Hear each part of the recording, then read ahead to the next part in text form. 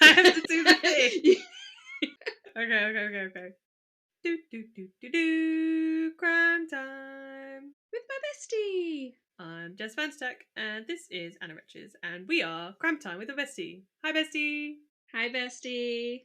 I've just remembered I was in the process of doing it, and then we started recording. I'm gonna go and turn off my Ring. I think I've actually technically deleted it from the last episode, but there was a period in one of the last recordings where my Ring doorbell was going off, so I need to turn it off. I might delete this from the edit, but I was in the process of doing it, and then we got distracted. The life of a podcaster. Trying to remember what you need to turn off. Like, I just had to turn off Jess's dishwasher. So who knows whether we'll remember to turn that back on. You'll come to it tomorrow and be like, why is nothing washed? To be fair, I'm actually really impressed with myself for the first time in a while in like getting the podcast set up. So I now have all the Fandango stuff that means that my laptop can be officially connected without me having a bitch fit like last time. Yeah, she's not yelled at me yet. So I've not yelled at you. We're doing better than the last recording session. It's been super chill. I've remembered to turn off the Ring doorbell. I checked all my settings before we went into the room because I realised that my mic wasn't being picked up for some reason. It was just because the cable had come loose. It was like very profesh. I was like, felt very like, look at me checking all the things and making sure that we don't realise 45 minutes in that Jess has been recording off of her laptop microphone, which is currently hidden behind a soundboard, so it would be like the worst audio in the world as well. I feel like I would have heard that if it was that far away. To be true, you'd be like, Jess, why do you sound like you're in a box? Like, where are you? And I'm just doing Crime Time with my bestie. But yeah, we're here. Crime Time with my bestie. It is episode 26, and for the first time? I'd say first time in forever. But which just makes me want to sing. Is it Tangled? Yeah, for the first. No, I'm not gonna do it. But to be fair, if you're getting this episode, you'll be getting this in like a period it's like of time. July. Yeah, it's like July. We're recording in May. Yeah, this is mid-May. We're recording in mid-May. This is coming out in July. This is one of during our 3-week break period of need to sort out my life and get things back on track period. That we're hoping is done by the time that you guys hear this. Hopefully this was our like marker in the sand of like, does this episode, will we continue after this episode to keep with a 3-week period of releases? But it has meant that we are starting to get back on track. We're joining the podcast, not wanting to rip our hair out. It's lovely. I feel very chill. Drinking a peppermint tea. Yeah. You've got I've got a coffee. Yeah, I've got a dirty chai. So that might mean that when the caffeine hits me, I might be like, be like the Barocca experience all over again. I quite regularly now, before I go into my aerial hoop class, have an energy drink just because it's such a long day. And genuinely, I'm like yelling in the class. Like, I'm so sorry to everyone. So if anyone that goes to my aerial hoop class listens, I am so sorry, but I can feel myself yelling in every class and I can't stop it.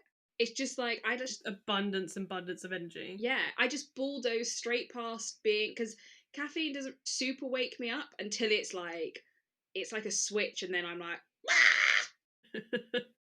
Yeah. Welcome to the episode. Do you want to do some good news? Yeah. Do you want my good news first? I can never remember which way around we do this. I think we normally do it is like the person that is the host of that episode does theirs, and the other person does theirs, and we do the good news of the world. But now you've invited it, so please tell me your good news. No, I would like your good news as the host of the episode. I had to think of it 30 seconds before we start recording, but it hasn't been a bad week. I did yell up at Jess, do you have your good news? And she was like, no. Not only do I not have my good news, but I don't have my teasers for the episode that we're going to record after this. So I know I was getting everything set up. Don't moan at me. When did you see? You've been here for the last 2 hours. When did you see me, or hour maybe? When did you see me look at my phone to find an episode? You could have done it when you were upstairs. No, this fucking, like I said, this fandango of bullshittery that I've somehow created just purely so that I don't have to hear my laptop noise anymore takes a good 20 minutes to set up. It's impossible. But anyways, my good news of the episode, I did think of 2 good newses. One will come obviously in the next episode. So my good news for the episode is that at the weekend I went and reffed a roller derby game, which, to be fair, like, is probably a standard thing. I don't do it super, super often. I prefer to play than ref. But it was good fun because they were really, really short on refs. And I was like, I made my life so much harder, which is obviously my go-to. I was like, standard for Yeah. for our lives. Standard for our lives to make things incredibly hard for ourselves, because life is just too boring otherwise. That's what I was about to say. Is like, you have a full-time job and multiple hobbies. I'll just put in a podcast. I think it's fine. Exactly. Us a year ago thought life was easy. Like, we thought life was like breezy, and we needed something else to occupy our time, even though we filled it with an abundance of hobbies. But yeah, I normally train roller derby on a Sunday morning. We had our mega scrim on Sunday, and a ref reached out to me from the Brighton team, and they were like, "Is there any chance that you can ref on this day? We're absolutely desperate." And I was like, "Oh, normally I would just say no, because I don't want to like mess up the day." And I was like, "I could, but I could get to you until 1 o'clock."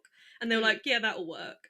And then my brain had to fathom how long I could stay at training for, to the point where I would be able to leave and get to the game in time before the first whistle. And so basically, I it doesn't sound like good news, but it was still good news. I basically was like, right, I have to leave at 12 o'clock, and I'll at least get time in to have a bit of a scrim, and that'll be fine. But I basically decided that what I was going to do was I was going to keep all of my gear on. So I left all of my like protective gear, apart from my helmet, because I didn't want to drive in a helmet, on. So No, like I knee don't pads, think that's elbow okay. pads. And I obviously didn't drive in my skates because that would be crazy. But I left everything on, and then drove for an hour and 15 minutes to Brighton, and then ref 2 games, and then came home. So it was a really, really busy day. Yeah, sounds busy.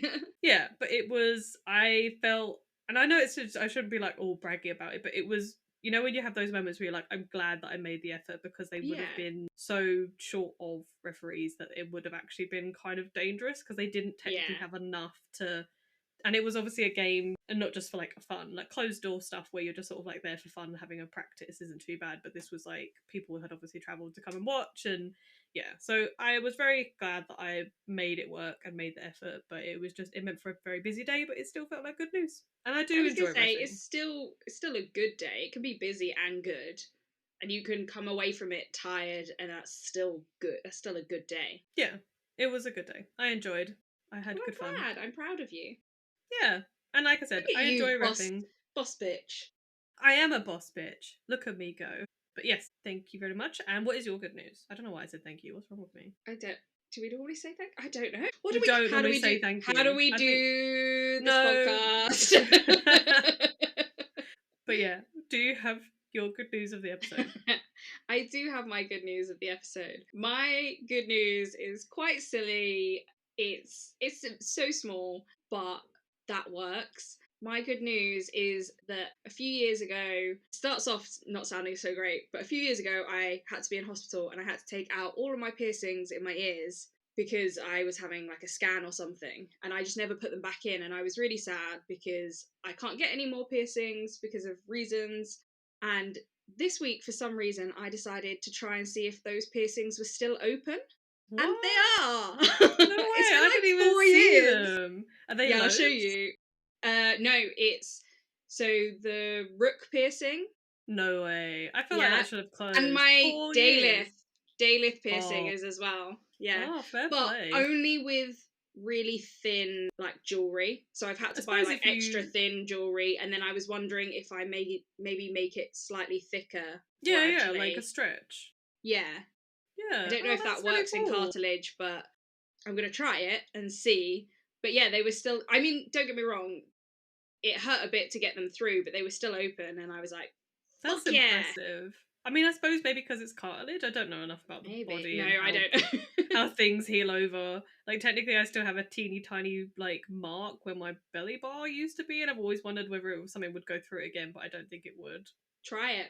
I No, I feel don't like want to. It that'd makes be me a like bit a lobe. queasy.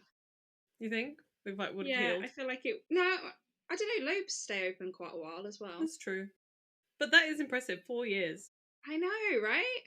I'm so I'm happy very about it because I excited was for you. so sad that I didn't have these piercings and I couldn't get more piercings.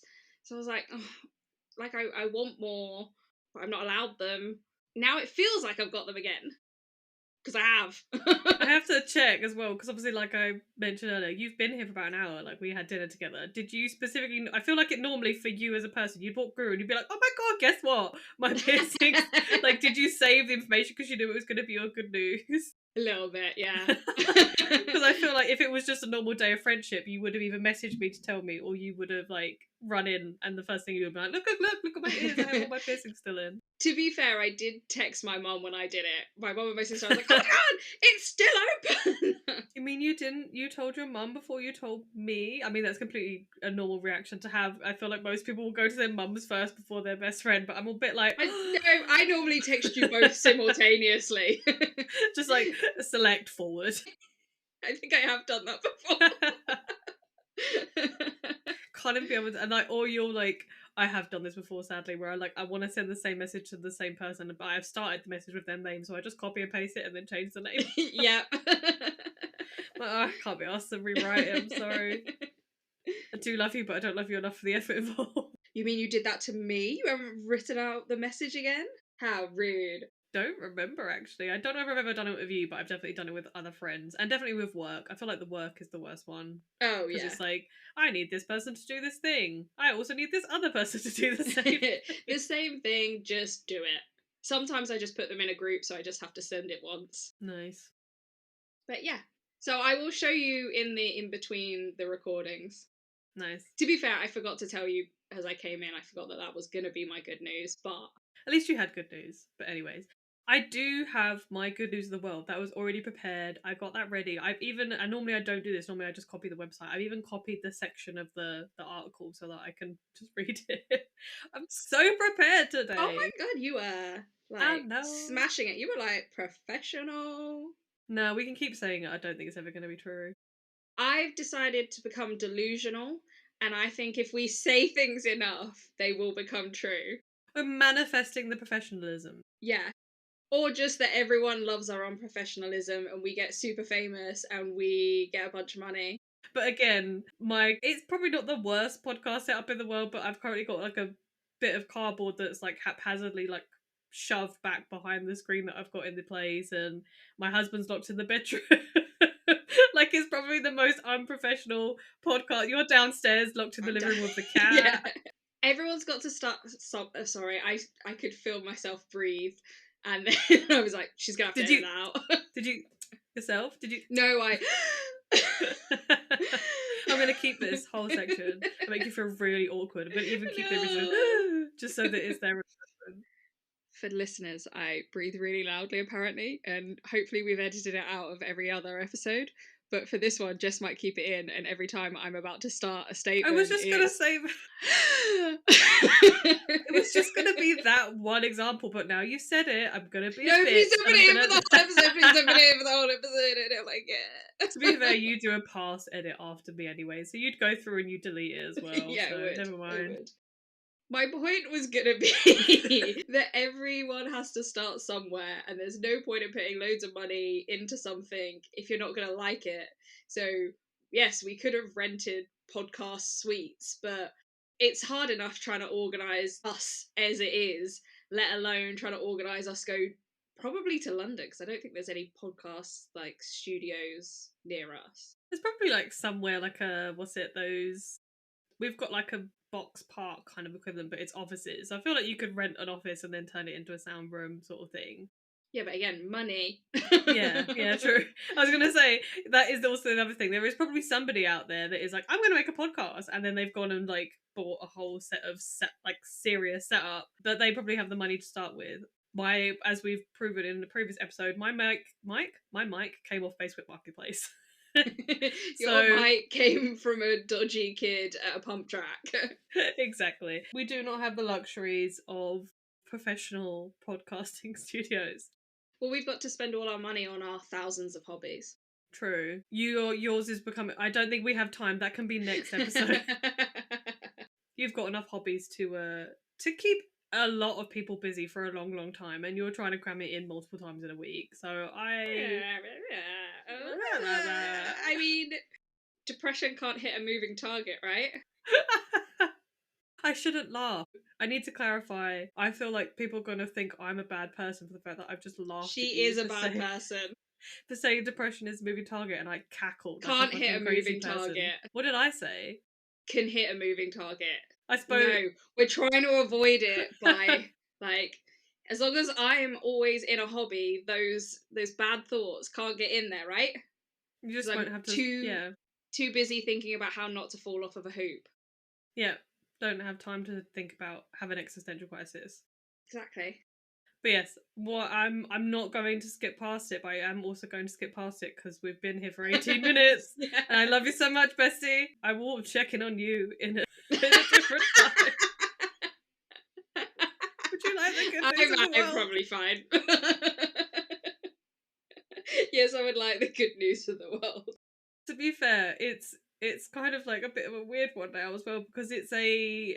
Is it depression can hit a moving target? Like, no. But it's something kind of good that's come off of something kind of bad. So it's like, depending on your outlook on life, you could see this as a good or a bad thing. And we shall not probably be questioned on it because I struggle to find positive news, to be honest. But it is from www. I don't know why I said the www. It's from because you're from the 90s. Oh, sorry. Let me just. It's HTTPS semicolon / www. It's from positive news. Positive.news, okay? Energy crisis sparks rooftop revolution. So it's the idea that the conflict in the Middle East, obviously there's been a massive surge in the cost of fuel and therefore cost of energy and things like that. So it has actually increased the amount of solar panel installations in the UK, as now people are now panicking because they're like, well, my electricity bill is going to go up, or all my bills are going to go up, so I need to offset that somehow. And there were 27,000 solar installations across the UK in March, equivalent to one every 2 minutes, which is the highest monthly total since 2012, when households were awarded payments for rooftop solar power. So there used to be like grants for getting solar power, and then the government realised that they weren't getting their money back. Yeah, I was going to say, I thought they stopped it for a while. They did. So this is people paying for it off their own back as well. So people are like making the executive choice to buy solar panels because of obviously bad things. There is a lot of bad things that are happening, but the UK solar capacity has increased by 11.7% over the last year, with more large scale installations due to come.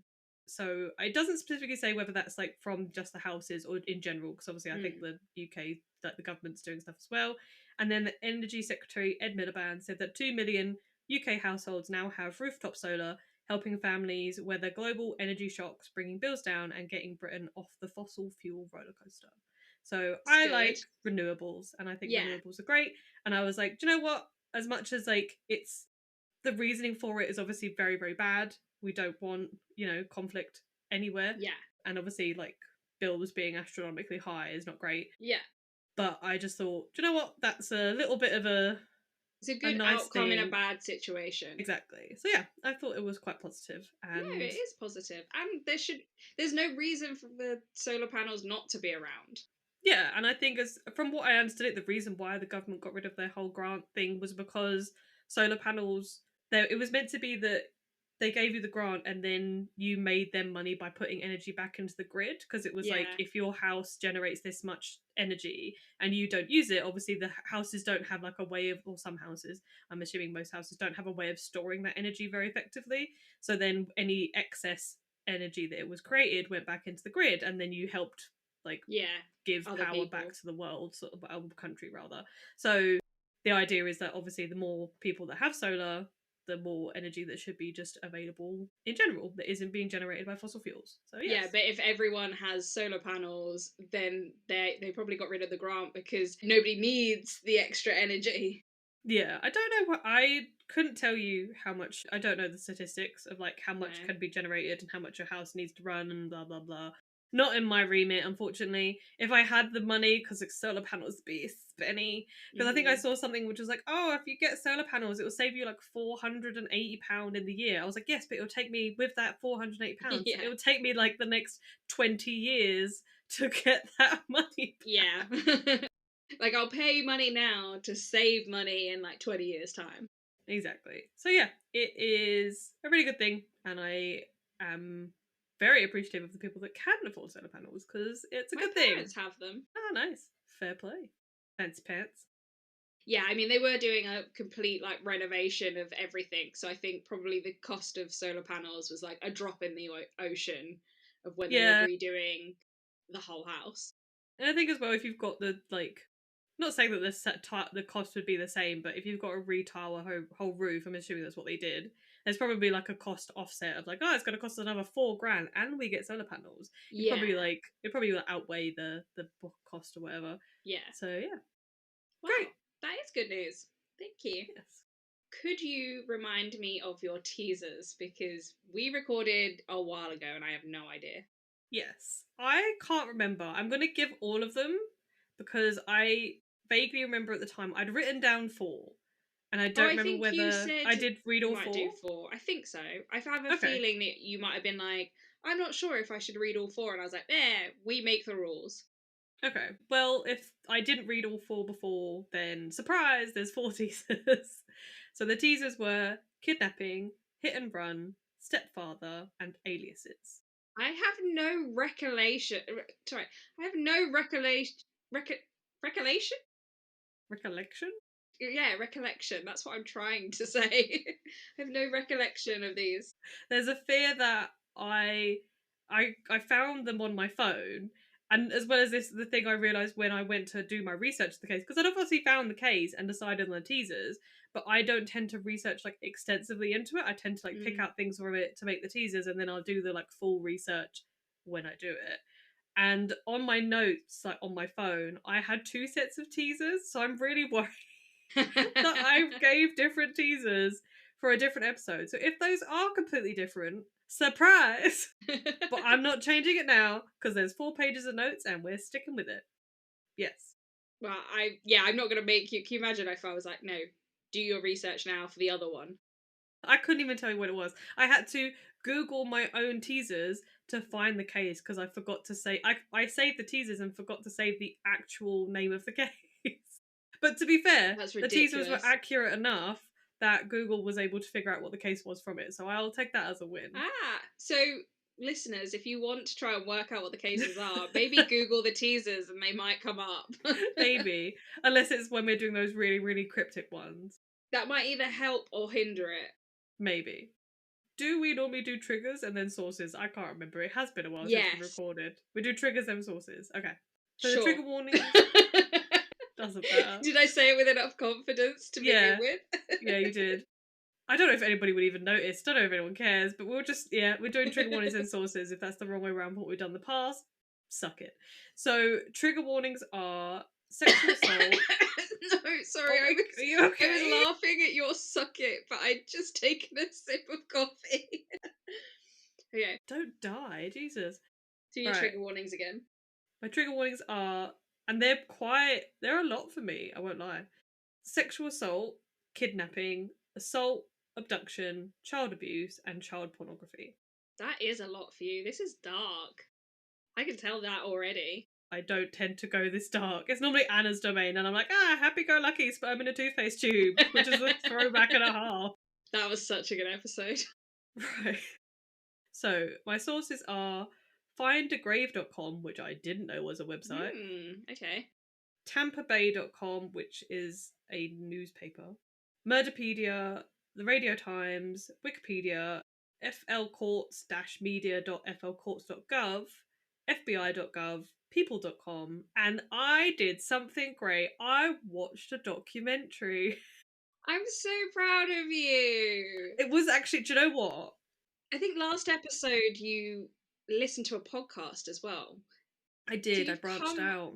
you've come on leaps and bounds. Right? And I won't lie, so the documentary is as a Netflix documentary and it's called The Girl in the Picture. So I don't know if you've watched it.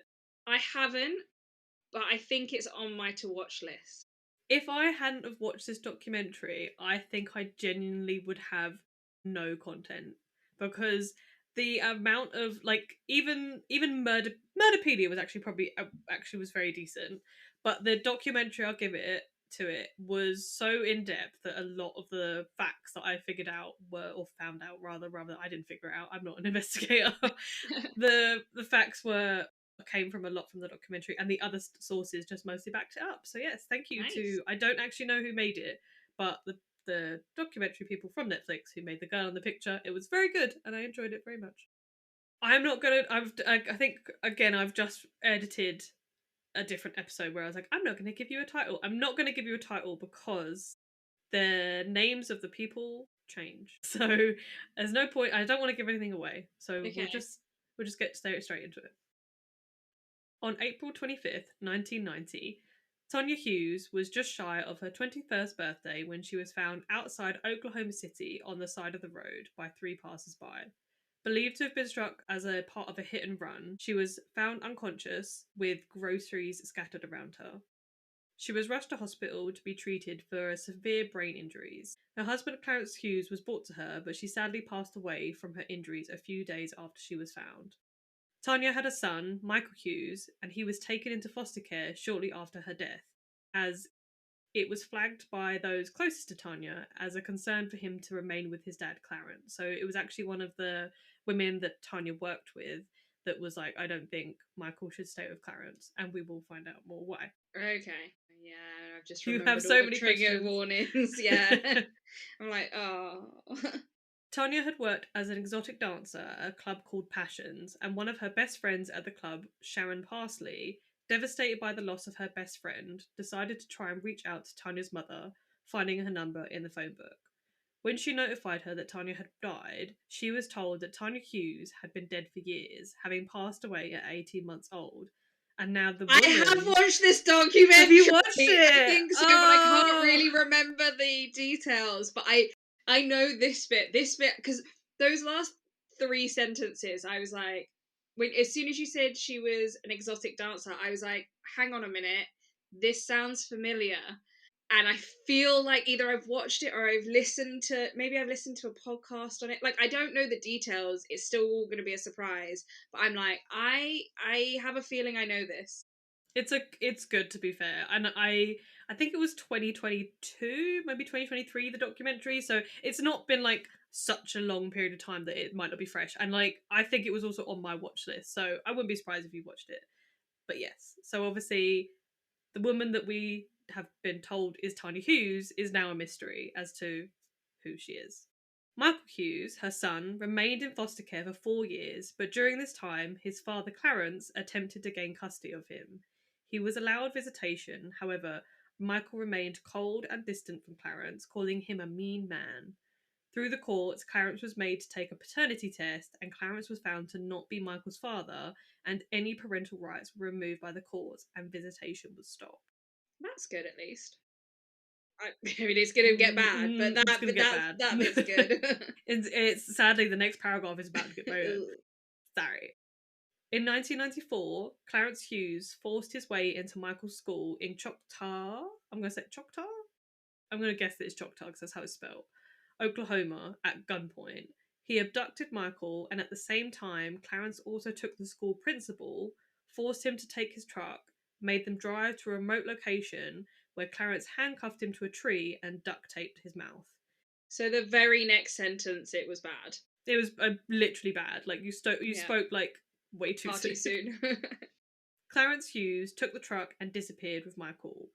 Once the principal was located, the FBI was called with regards to the kidnapping of Michael, and an investigation was opened. So there was like the part in the documentary was they were saying like, oh, we got loads of reports of a man like handcuffed or tied to a tree with duct tape over his mouth. I was like, did nobody go and save him? Did they did anyone go and check, or did they just check that it was him? Okay? But like, I can see this guy attached to a tree. Where were you? I'm just looking at him, like just stood right in front of him, looking.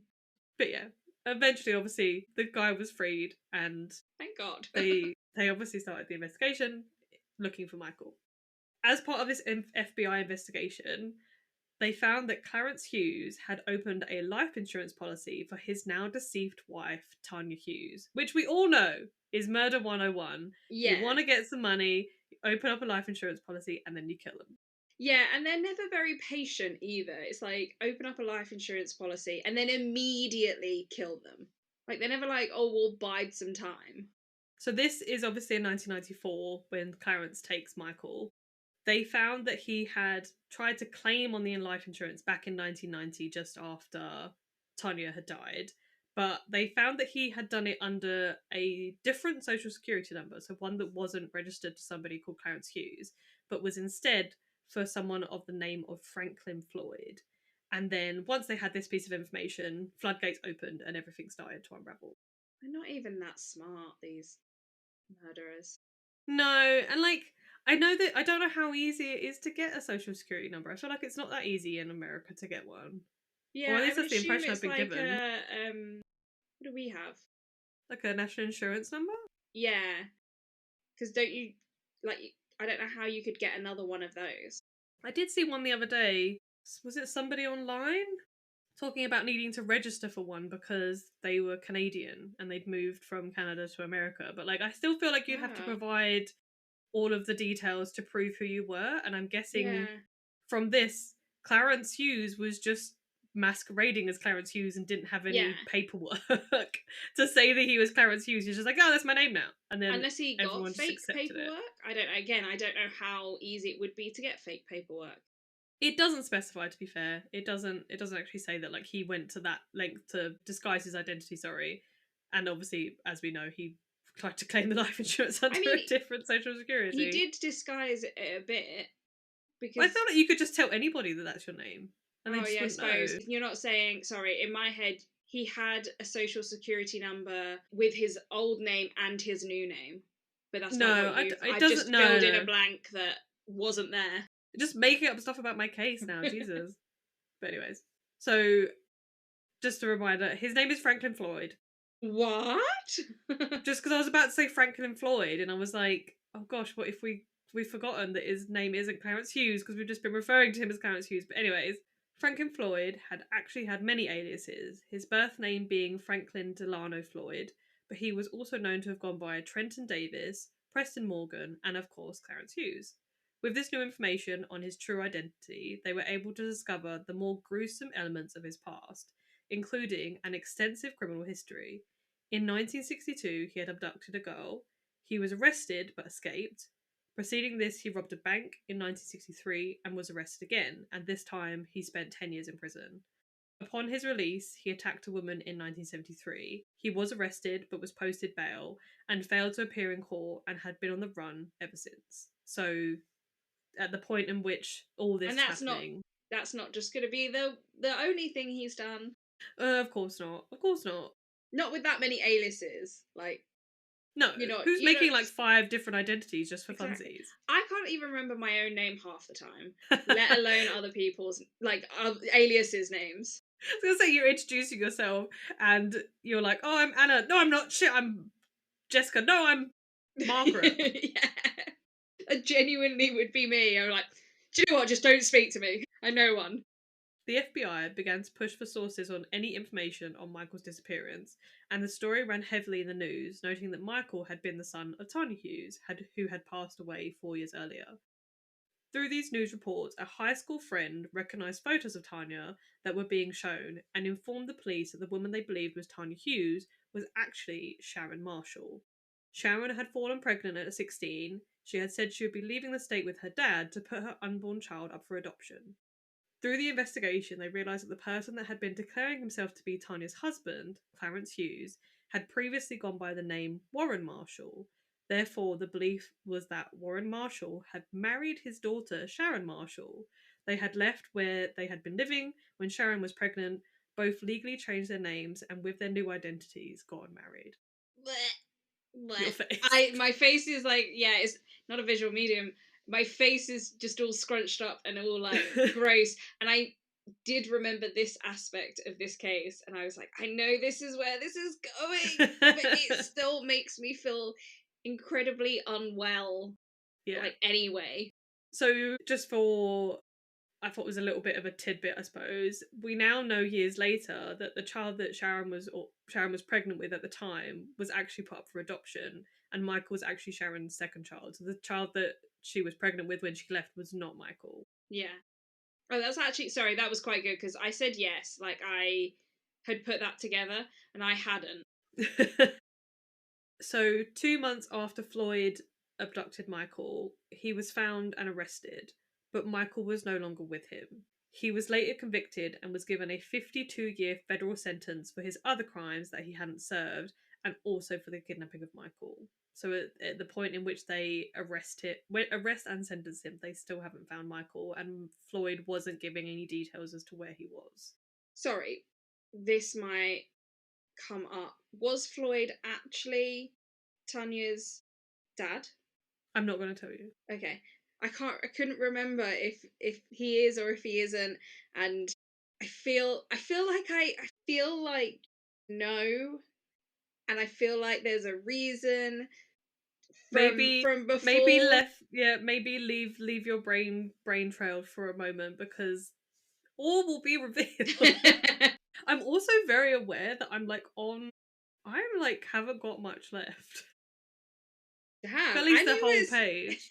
you were saying to earlier that you were like, oh, we're on 20 minutes, and Yeah, I've got like we've four been pages going. of. Yeah, Have I not been interrupting enough? Do I need to you need, interrupt yeah, more? start interrupting more. I Just thought like I start was quite a exclaiming. bit. You were, to be fair. Maybe you're just like, it's just like, let's go, let's be rapid with the chat. Like, We're not doing enough tangents. I need to get to the reveal. Just It's keep too telling good me the to story.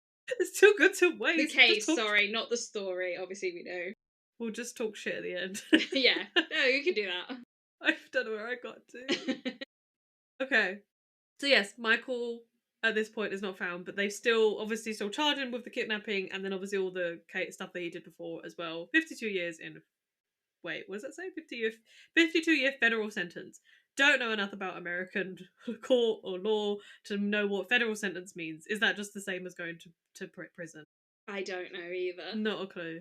Probably should spend more Google. time. Maybe. Maybe. Not right now. Did you do your notes too quickly? Is that why you're so ahead of the game? In all fairness, I do think as well, like, normally I do a lot of stuff online because I can read it through and it gives me the information. But again, a lot of it came from the documentary, and they're not going to tell me what a federal sentence means in a documentary. Are you Googling it? Yes. A federal sentence is a penalty imposed by a United States federal court for violating federal law rather than state law. It is guided by the US Sentencing Commission's guidelines to ensure uniformity for individuals typically serving time in federal prison rather than state facilities. So it applies to crimes against. Oh, it's because of the type of crime it was. So federal laws include things like drug trafficking, kidnapping, offences on federal property, or white collar crimes, which I guess means Oh, like okay. tax evasion. Is that a Yeah. white collar crime? Yeah, it's like within companies, I think. So if you murder somebody, is that a state law or is that a federal law? What I thought when you first started saying the explanation was that maybe there were certain things that vary state to state, but there are some things that are the same across America, which is what I Right, that thought does make federal sense. law was. But then I would have thought that murder would have been a federal law. No, I mean I googled it, and again, I don't like it, but it's the AI thing. It's the AI Yeah. overview. So it very unless there's a different website. Oh no, it is. The law for murder varies based off of jurisdiction. So murder is state law. So I guess how they treat Right. unless you're murdered on federal property. Yeah. So if you're gonna murder somebody in the US, find a state that has like really lax state laws on murder, but don't murder them on federal property. Don't give people advice. Don't murder people. Sorry, there's the advice. Yeah, that's the actual advice. Don't murder people, don't do bad things. Also, this is really not in any way related, and we definitely have gone off a tangent. We've given ourselves too much of an opening now. We're going to like backtrack quite a bit. I was just remembering, I was trying to think of the things of like all the random tangents that we've taken in like previous episodes, and I wanted to do like it wasn't a corrections corner, but I can't even remember what we were talking about, but we were talking about words or things, and I think I said British instead with like Ugh. no T, and I listened to it back and I Ugh. was like, like I gave Gross. myself the ick. Like there was no T in it. I was British, and I was like, oh my British. god, Get it though? You were don't well even. British though. Don't even. You know how much it bothers me. So I was like really upset with myself that I'd said it. So I'm just gonna like correct myself and say that I normally do say British, but apparently for whatever reason, right, mate, reason. Look, I've got like All right, quite the mate. accent. You're well British. We're Want a offending glass of probably. water with that? We're probably offending so many people. To be fair, I was born in Southeast London, I think. Wait, where is that? Yeah, I don't know. I would never be able to get away with not saying my T's because my mum Oh no, I was wrong. very much corrected us every single time because she was like, "You will not grow up not saying your T's." I was born in North London. I was so wrong. Not that that means that you have to therefore not pronounce your T's or whatever, but yeah, I'm gonna use it as a reason for why I temporarily slipped into British. But yeah, No, I. If I'd have noticed, I'd have called you out on it. you didn't. You didn't call me out on it. It did make me cringe a little bit when I heard it. But someone out there is gonna have not noticed and want to go back and find it. Couldn't tell you what episode. Could have been like 5 episodes ago. Could have been one that hasn't even been released yet on this timeline because it could have been one that I've edited. Because oh yeah, Jess is ahead of the game and she's edited her next episode. No, that was my good news for the episode. Yeah, No! I imagine it would be. But also, you've just said it could be in this timeline. If you've heard it, that means you've at least edited it. They didn't know that. That's going to be so loud. I literally just screamed because you just took. I'm going to have to come up with a. I've got no because I No, need to you use can the have break. this one. No, You can have no, that one. You can have that no, one. no. You Edit me ruined out. it. Edit me out. Keep No, in the you've done it screen. now. Keep in the screen, but edit me out. No, you've ruined it. You've ruined it. I'm gonna not only we have to have an extra long break now because now I need to not only find a new case in the break, but I need to find another bit of good news. Well, maybe you should have been spending more time finding your new case rather than editing your episode and getting ahead of the game. Because I'm not ahead of the game and I'm bitter about it. I don't even know what to do anymore. So just so you know, my episode for good news of the episode for the next episode was going to be that I decided that because we're having this break, I was like, I'm going to make it so that I don't have multiple episodes to record once we record it. So I wanted to record this episode and then this be the only episode that I needed to edit. Anna you is can salty. still use it as your good news. No. Fuck it, let's get back to this case. Right, podcast over, whatever. Get out the window. Don't even get to go out the front door. Just climb out the window. Can you imagine? Your neighbour's like, why is someone climbing out their window? To be fair, I do a lot of stuff with my sister for her business and did some funny videos. And one time there was like a audio clip going around where it was like, "Hello, Jackie," and it was someone climbing through the window. It's so good. And we decided to do that at like 8:30 at night. And so there's literally me climbing through her window multiple times because we messed up the first 2 times, I think, because the dog decided to attack me. The dog was like, what the fuck is going on? Yeah, why are you climbing through the window? But anyways, oh god. Well, we took a 10-minute tangent. It was great. Thanks so much. We were like, oh, we haven't done enough tangents. Here's 10 minutes of us just yelling. It's going to be absolute chaos to edit that, right? So that where we left off was the fact that we were mentioning that Floyd received 52 years of a federal sentence, which we have now discovered means that it is because he broke federal law because he kidnapped somebody, which was Michael. So in 1995, a truck that was found to have belonged to Floyd was found to contain an envelope of obscene photographs that showed multiple photos of girls that were abused and beaten. Some of these photos included some of Sharon at a young age. There are a set of photos of one identified woman that from the photos they believed would have died from her injuries. They tried to trace back to finding out who the woman was in these photos and started asking about cases in the known locations of where Floyd and Sharon had previously been. So, because it's something that I didn't really touch on, I'm not going to lie, but they travelled around a lot. So they were in lots of different places across their lives. Okay. And so, yeah, so I didn't give the specific locations of where they were just because I found it hard to keep track. Yeah, if it's not, I think beyond like 2 or 3, it's just a bit. It also depends if it's important to the story. Obviously, it is a story. I keep calling it a story, and I don't mean story. I mean case. But it's just because of the way we do this is that you're telling me, so that's why that word keeps coming out. So I'm not trying to cause offence. Are you okay? No, I just think it feels icky, but I don't mean for it to be icky. No, I get you. But if it's important to the case, as in like something happens in each of the places, it makes sense for you to cover all of the places. But when Yes. it's just that they've moved around, it gets a little bit confusing. Yeah, and again, I would really recommend the documentary. It's done a much better job than I have, and didn't go on a 10-minute challenge. 10-minute tangent where you screamed about you taking my good news for the episode or whatever. You so mad at that. I'm so mad. I Right. thought it was obvious. I was Sorry. surprised you hadn't said it as your good news for this one, so I thought if I you was hadn't saving said it for the next one. I thought if you hadn't said it that you weren't saying it, especially as you were like alluding to it. I should have done. I should have used the roller derby one for the next one. It would.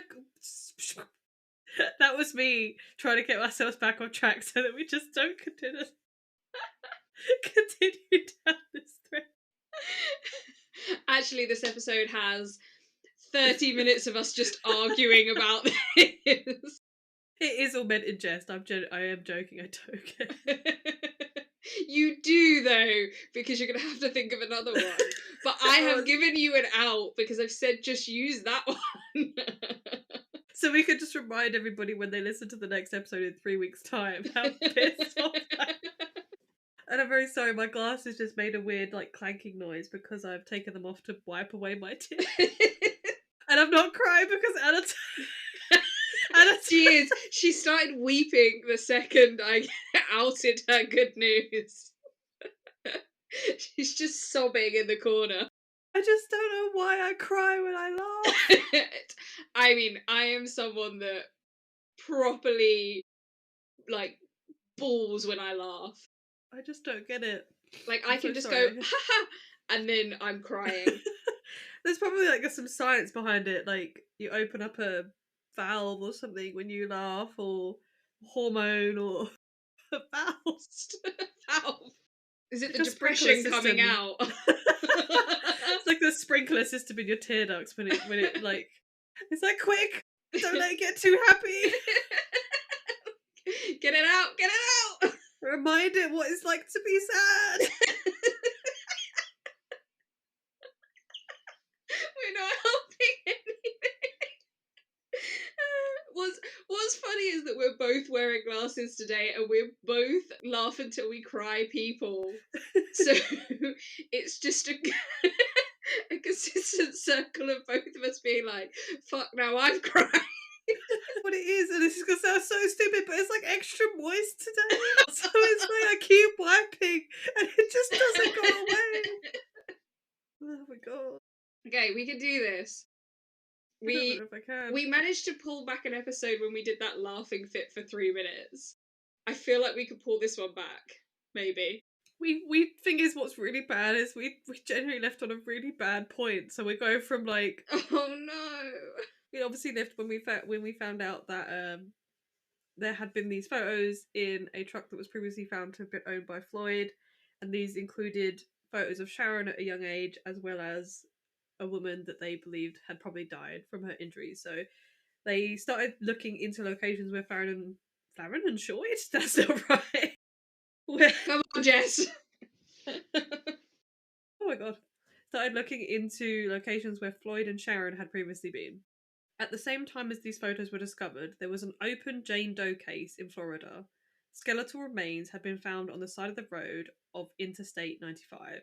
The remains were identified as Cheryl Camesso due to a matching sweater between the photos and the items found with Cheryl, as well as injuries on Cheryl's remains, and the injuries shown in the photos matched.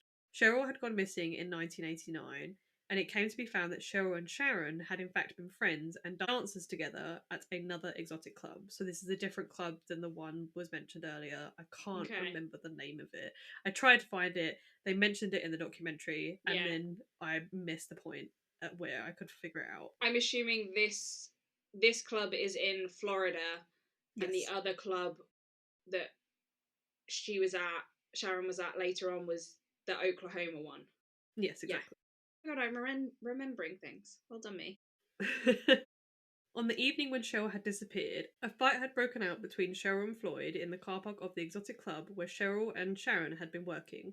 Floyd and Sharon fled Florida, and from the connection between the photographs found and witness statements, it was clear that he had in fact murdered Cheryl and was his reason for fleeing with Sharon and changing their identities once again to become Tanya and Clarence Hughes, as they would be looking for a father and daughter, not a husband and wife.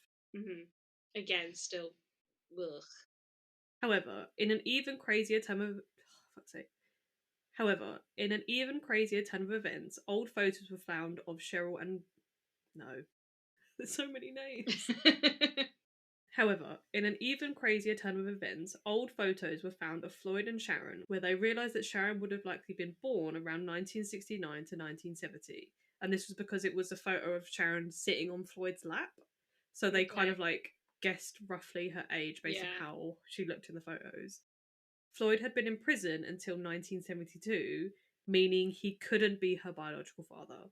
So to put away the woes and the concerns that Floyd had married his daughter, they're pretty sure that he's not her dad, and therefore it just raises the suspicion that Sharon was also the result of abduction. So yeah, and that's why I was like earlier, I was like, I'm pretty sure there is more to this. Either way, though, I still think it's incredibly disgusting to be it's wild. I mean, everything's disgusting about this case, but to be posing as a father and daughter and then next to be posing as husband and wife, like, that's just extra, like, makes my skin crawl.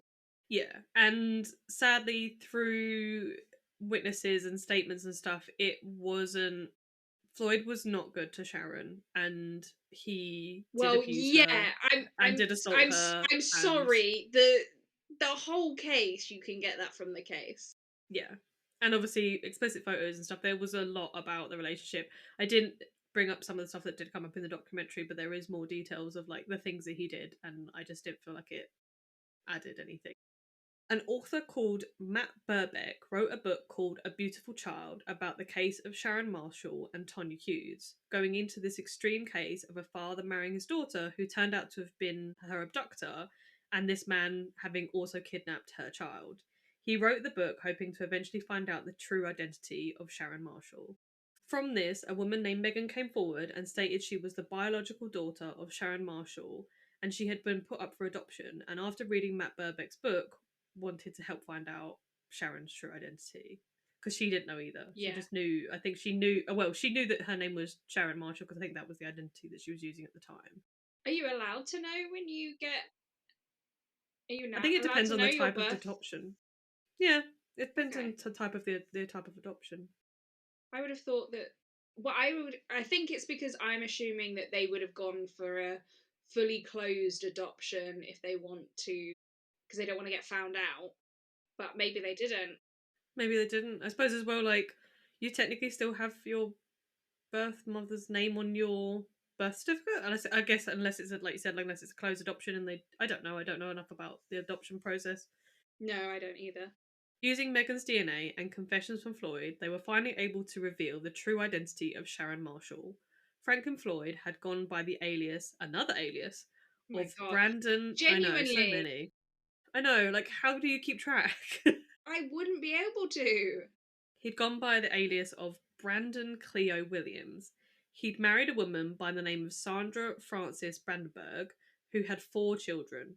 Suzanne Marie Sevakis, Alison, Amy, and Philip. Suzanne was from a different dad. I don't know the surnames of Alison, Amy, and Philip, so they were a different surname.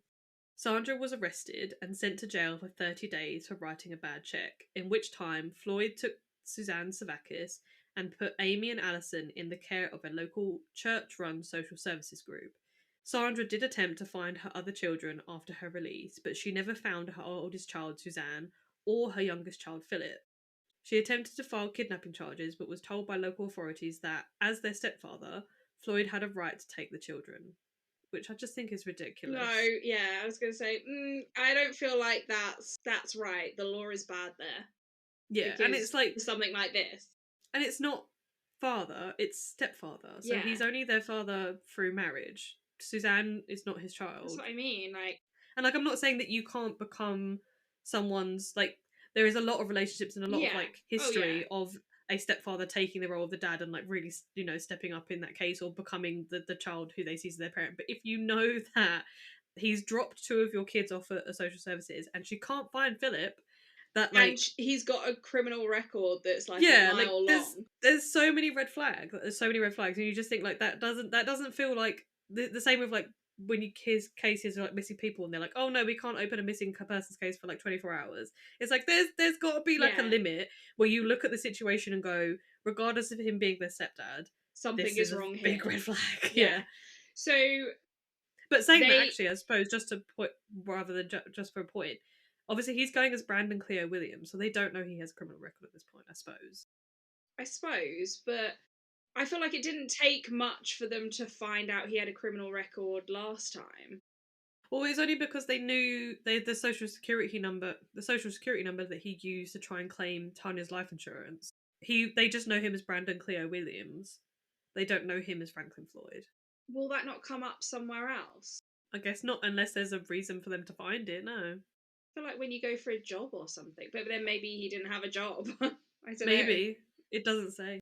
So, quick question. They know that he's taken Suzanne. How do they know that he hasn't taken Philip as well? I don't actually know, but they knew that he didn't have Philip. Because that's if he'd only dropped off two of the kids, I would have assumed that he was taking both of the other kids. Yeah, it does. I don't actually remember the documentary set. Maybe it did, and I just missed it. But I do have a note that they did eventually find Philip and identify Good. him, but not until 2019. Wow. Yeah, and that was Was only he with because some? I assume he was. I said, "Oh, good," because I'm assuming you mean he was alive. yes, Philip was alive, and I think he basically was sent to another social services or adoption foster system, and he was like taken into a family and stuff. So it wasn't like he was, you know, living on his own and sort of Yeah. fending for himself. He actually came forward himself, and I think I Okay. can't remember whether it was around about the time of all of this coming out, and he saw it in the news, and he was like, I also think maybe I'm related to this. Yeah. But they did a DNA test on him, and they were like, here's your son, and it was kind of crazy. So Floyd had abducted Suzanne at the age of 4 and changed her name to Sharon Marshall. So, who we've known as Tanya Hughes and then Sharon Marshall was also Suzanne Marie Sevakis, and that was obviously her birth name. So they finally found the identity, or her true identity, sorry. Throughout this period of time, so from the point of which Floyd has abducted her, Suzanne was sexually assaulted, mistreated, and abused by Floyd throughout her life until her ultimate death at the age of 20 when she was going by the name of Tanya Hughes. It's not a long life either. No, it's really sad. Floyd confessed to killing Michael in 2014, admitting he'd shot the 6-year-old twice in the back of the head on the same day he abducted him. He did give details of where he had left Michael's body, but his remains were never found. After the discovery of Suzanne's true identity, her family were given closure about her whereabouts, but obviously bittersweet with how her life came to an end. There is obvious suspicion that Floyd was the one responsible for Suzanne's death, but this has never been proven. And was it proven that he was the father of the two kids? Which two kids? Oh, sorry, no, Michael was still never his child. Oh, okay. Oh, did you say that earlier? Yeah, so I didn't really include it in the notes. I think I think it was something that came up in the documentary or so as it's quite sad, as part of her work in her exotic clubs, she would offer like extra services for Yeah. cash, and was told, and at the different points in which, like at the point when she was Sharon Marshall, she was obviously Floyd was masquerading as her dad, and she Yeah. would go and she would say things like daddy told me to do it or daddy's making me do this, and so men would pay her for sex, and Yeah. I think she eventually got pregnant through one of those men. Okay. So she eventually actually had 3 pregnancies, so the first child that she put up for adoption, and then Michael, and then she did have a third. It didn't have a lot of details about the third child. I don't know whether that child was also put up for adoption. Yeah. But as far as I know, all 3 children weren't Floyd's. Okay. But I can't be sure on the third one. I know Megan wasn't and Michael wasn't. Yeah. Sorry, I think you did say that earlier about Michael. No, it's okay. But I think when you're listening, it's hard to keep all of the facts straight in your head. Yeah, it's all cool. It's all good. But yeah, obviously Michael was. Yeah, they did the DNA test like very, very early on when Floyd was trying to get custody. So Yes, probably a yes, good thing that that was they. it. That was it. Yeah. It's okay. From Cheryl Comesso's murder, Floyd was able to be charged with first-degree murder. He received a guilty verdict and was sentenced to the death penalty. Floyd, however, died of natural causes on January 23rd, 2023, after 50 years on death row. So it was a murder charge on top of his existing federal charge. So he would have obviously been in just prison for a very, very long time, but they pushed for the death penalty. He got it, but he was never put to death. Did they never charge him for Michael's murder? They, I guess not. I guess unless that was. Because it was just his kidnapping. And if he didn't Yeah, you're right. say that he murdered him until Let me check. 2014. I'm gonna have to Google it. That's a bad note. Oh, okay. So he was never formally charged with Michael's murder because they never found his body. Okay. So So I even guess though it's he just confessed, hearsay. yeah, I mean, why would you confess to something? I mean, I would say why would you confess to something you didn't do? But we know enough about coercion. It Yeah. doesn't sound like he was coerced, from what I understand it. When the police came to him in 2014, and the investigator, that the guy that wrote the book, I think, came to him, and they were asking all these questions. He was pretty frank and immediately was like, "Oh, you're here to talk about Suzanne," Yeah. and just kind of gave them everything. But I think at that point he was pretty old and probably didn't really have much else going on. So Yeah. why And lie maybe about the it? evidence is like stacked up to the point where he's like, they're gonna arrest me and I mean, he's already in prison.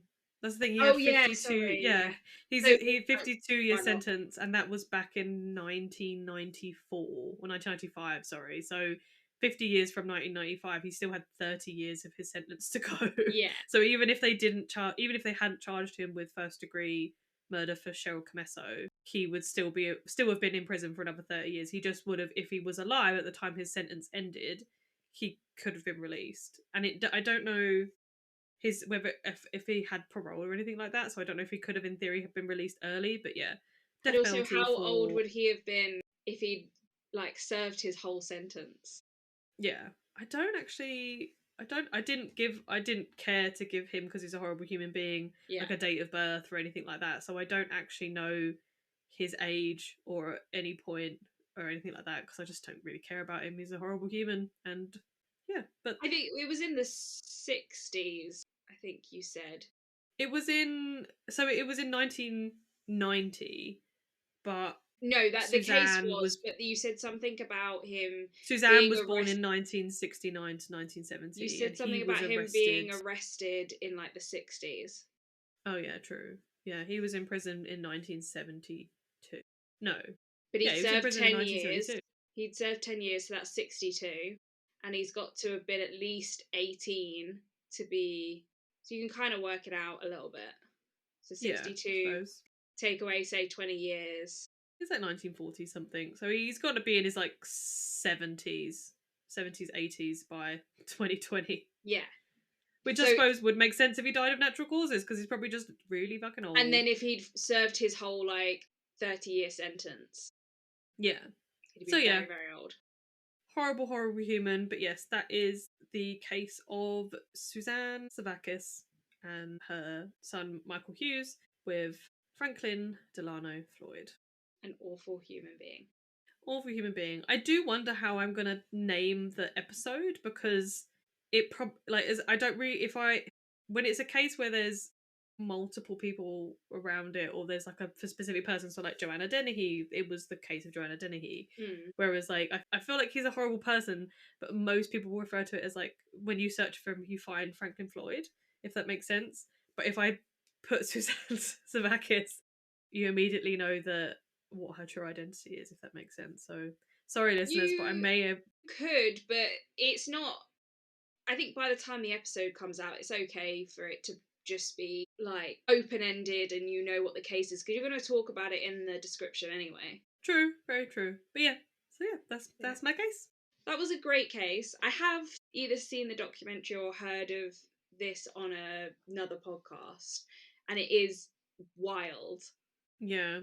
And you did And I a think very as good well the job. way. Thank you. I think the way it breaks down it as well, because I was like, I wasn't. You could take so many angles with it because Yeah. I think the way that the documentary went about it, they sort of first started talking about Cheryl Comesso. So or it might have been Murderpedia. So the immediate thing that they start talking about is Cheryl Comesso and this murder. But Yeah. actually, everything that came before it kind of led up to that moment. And Yeah. yeah, it was just like trying to piece together where things came in to both not give away who everybody was, whilst also not that you want to, be like, oh, her You want it to dad be the married his most. daughter, but also it's kind of an outrage to think that this guy, even as her, because he was still technically her stepfather, like he Yeah. still did It's marry still. a child that he Yeah. had responsibility over. Like that's still disgusting. He had her from the Yeah. age of 4. Like it's messed Yeah. up. And that's just so.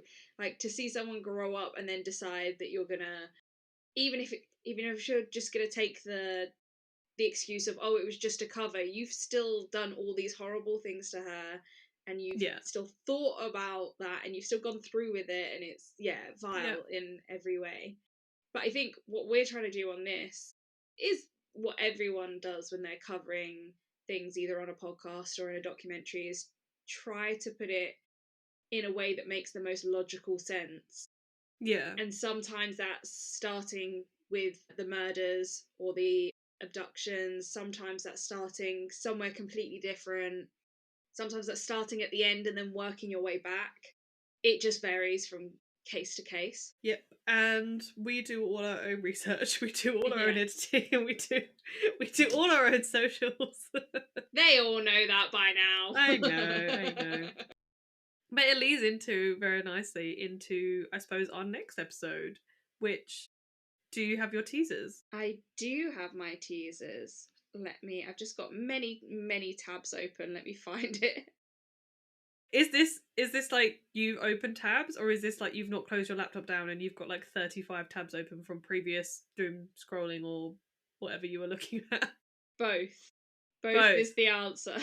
Our brains work very differently. If I have too many tabs open, I get chaotic. But just to like, there's probably some people out there that just don't think this is a bad thing. But Anna currently has over 500 tabs open in her Safari on her phone, and was sad No, at the idea that when she no, upgraded to her new I don't have phone, over did you close some? 500. I have 417. That's not better. Like, great, you've don't have 83 other tabs open, but there's still 400 plus tabs. And what was it when you was moving over to your new phone? You're like, but will it if you like what was it resyncing it or resetting it up from a backup? You're like, will it close all of my tabs? I was like, are you ever going to look back on those 400 tabs? What if I need them? Sometimes But they're there why? because sometimes I do need them to remind me of things. 400. There's 400 things that Not you're always like, oh, I remember. 400, but You've got to like, it's like the what's it like your everyday magics. That's the episode that I've just edited of like, I could not only remember the couples from Love Is Blind, but I can remember what's open on tab 205. no, but that's why it needs to be open, because then when I go through and I'm like, oh yeah, I was looking up this thing, and actually I do need to do that thing. Just gonna tell you now, whatever was 200 plus tabs ago is no longer relevant to your life. Sometimes it is. I bet you it isn't. I'm Well, gonna it have a turns look. out I'd actually closed the tab with my teasers on it, so I have had to just open it. What are your teasers then? My teasers for next episode are pizza, Dunkin' Donuts, and an abandoned house. Jess is so confused. I just felt like we were gonna go into like, is it the last ketchup song? Like pizza, pizza, like Pizza Dunkin' Hut, Donuts Dunkin' under Donuts. pizza. Just felt like there was gonna be you're just like trying to make me hungry apparently, but okay, sure, Dunkin' You'll see, Donuts, it'll make sense. Next Pizza Hut. Wait, episode. did you say pizza or Pizza Hut? Just pizza. Pizza. I think it was just pizza. Yeah. Oh, okay. Maybe I've misheard and I've just assumed that it's pizza. Yeah. Because I was like, So, yes, Dunkin' Donuts. It must have been Pizza Hut, no. obviously. Teasers are pizza, Dunkin' Donuts, and an abandoned house. You've just I filled look in the forward to blanks it. with Pizza Hut. It's Yeah, because you I wanted to do the assumed. song.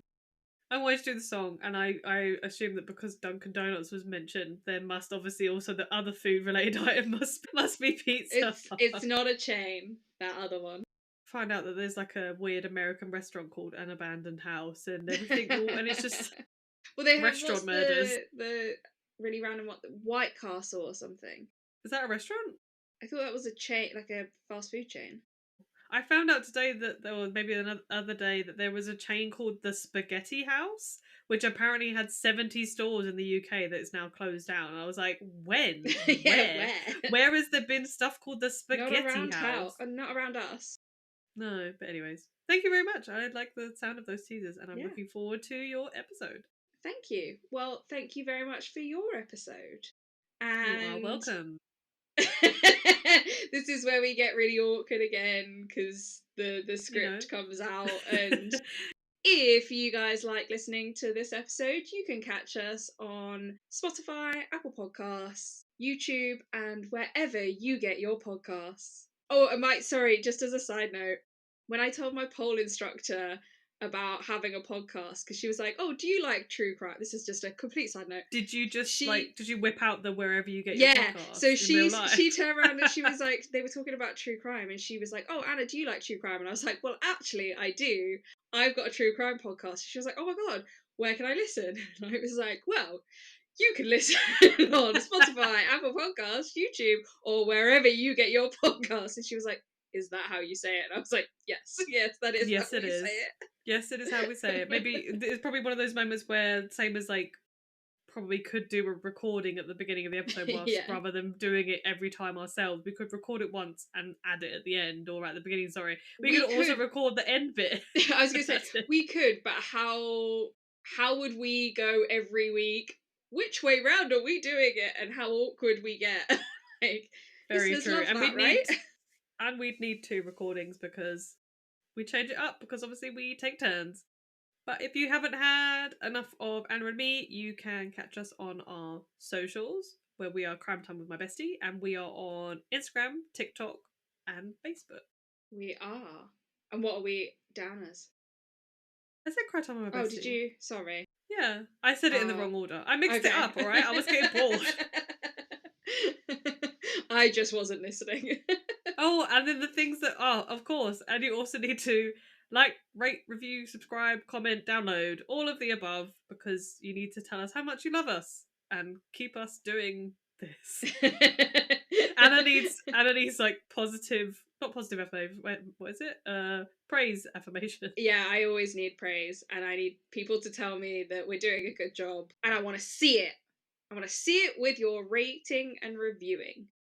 Yep, check us out on the socials. Check us out in the episodes. Check us out in the threads. I don't know. Unless you don't like the episode, then just don't tell me, because that will destroy me. I'm a fragile flower.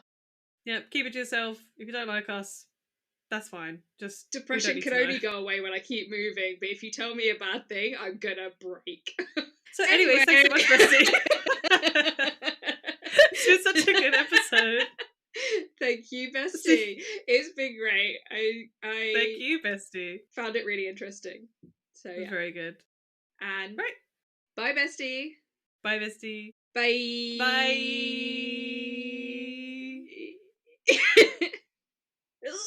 Bloopers. Okay, I'm stopping it. Bye-bye. Bye-bye now. Forever. My phone, I just buzzed. Rude. I put mine on silent. I've turned the Ring doorbell off. Mine's never not on silent. Judging you. Sorry. Positive.news/society/goodness. Right, we'll stop with that joke. So on April 23rd. Sorry. Okay, I forgot writing this.